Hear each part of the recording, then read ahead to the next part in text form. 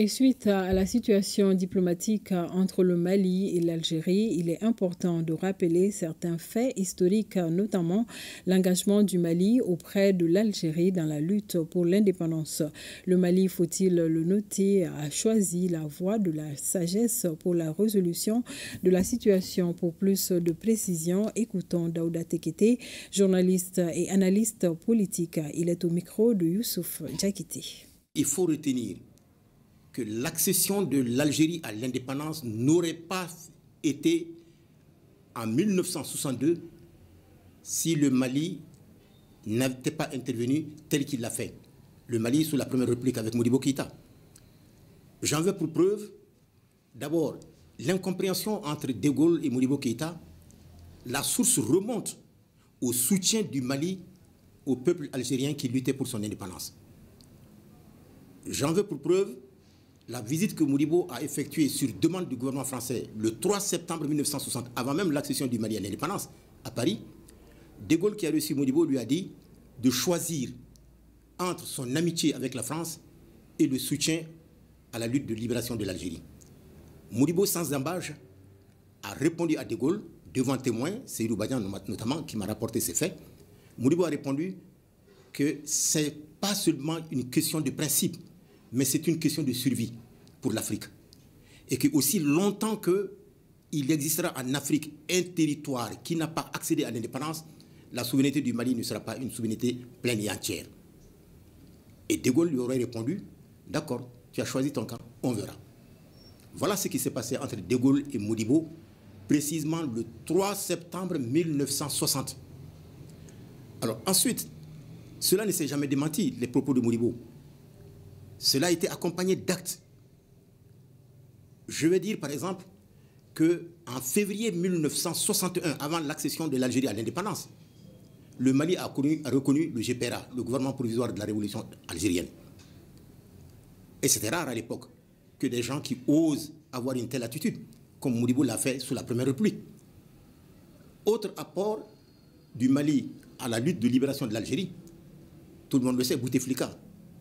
Il a séjourné à Gao avec la bénédiction du pouvoir malien. Et pendant que Bouteflika était au nord pour coordonner les actions de la lutte armée dans le sud de l'Algérie contre la colonisation française, il a bénéficié de tous les moyens dont le Mali disposait à l'époque pour pouvoir appuyer l'Algérie. Quoi par exemple? Toutes les armes qui étaient utilisées dans le sud de l'Algérie dans le cadre de la lutte militaire contre la colonisation française, venaient au port de la Guinée, à Conakry. Et ils étaient acheminés à Bamako. Et le Mali transportait cela de Bamako jusqu'à Gao pour aider les soldats algériens qui étaient en train de se battre. Et ce qu'on n'a pas souvent dit, c'est que des soldats maliens se sont joints aux soldats algériens pour combattre la colonisation française sur le plan militaire. Mieux que ça, pour aider sur le plan de renseignement, le Front de libération de l'Algérie, dans son détachement au sud du pays, donc avec la frontière avec le Mali, Modibo, avec l'appui de la Tchécoslovaquie, a fait installer des centres d'écoute de Kidal jusqu'à Kayes, grâce à l'appui de la Tchécoslovaquie, pour capter toutes les informations pouvant aider Bouteflika dans son combat.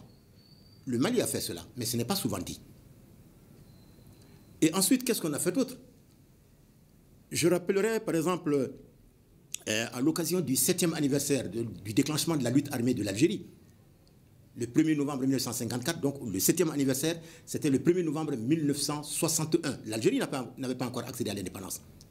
Modibo Keïta a été le seul chef d'État au monde qui a adressé une correspondance à Ben Youssef Ben Keda, qui était le président du gouvernement provisoire algérien à l'époque, que désormais, aussi longtemps que l'Algérie n'aura pas accédé à l'indépendance, le 1er novembre sera décrété au Mali et manifesté au niveau des organisations démocratiques, du parti et du gouvernement, comme une journée de solidarité pour le peuple algérien.